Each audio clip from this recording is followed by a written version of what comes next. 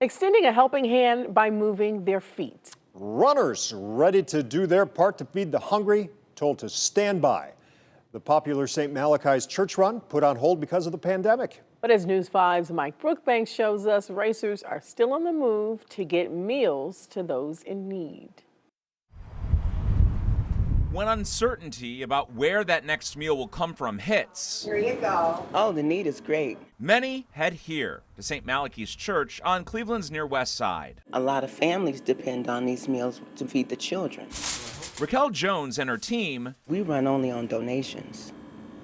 Only on donations. serve hundreds of hungry Clevelanders every single week. They'll have their starch, their vegetable, and their protein, and dessert too. Money from the annual St. Malachi's Church run Our estimated revenue this year was between $80,000 and $90,000. keeps this ministry afloat. With the popular race now pushed back because of the pandemic, I didn't see the brightness or the light at the end of the tunnel. the funding this kitchen counts on to survive is delayed. A lot of people will say this is a lot of food.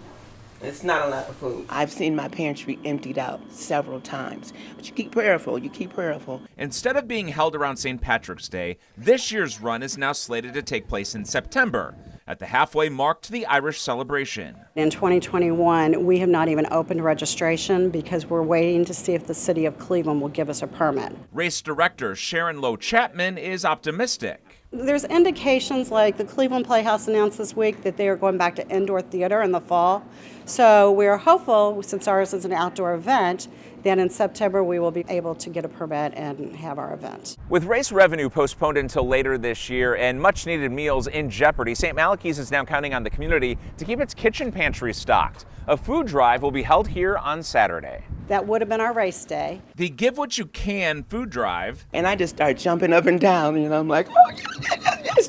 Break out the bubbly. a stopgap measure until racers can return to the starting line. I'm in here jumping up and down about food because it's really needed. The drive-through donation event will take place at St. Malachi's Saturday from 11 a.m. until 2 p.m. We'll be using the food here on site to continue our ministries.